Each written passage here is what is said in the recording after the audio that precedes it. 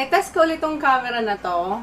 Kasi kailangan ko talaga siyang pag-aralan kasi ang daming settings na kailangan kong pag-aralan. For example, wala kasi unlimited lang yung time natin. Kasi pag may may toddler tayo, very unlimited yung time natin.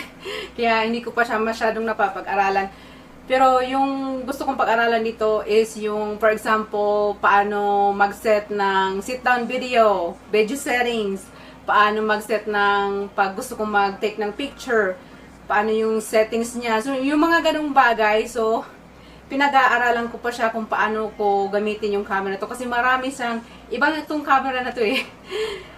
Kaysa sa luma kong camera, marami siyang settings na dapat pag-aralan. So, ayun, kailangan ko talagang kalikutin, gamitin, pag-alaran kung ano yung the best na settings para sa video, para sa pictures, mga ganon. So, yun, kailangan ko talaga siyang kalikutin ng kalikutin.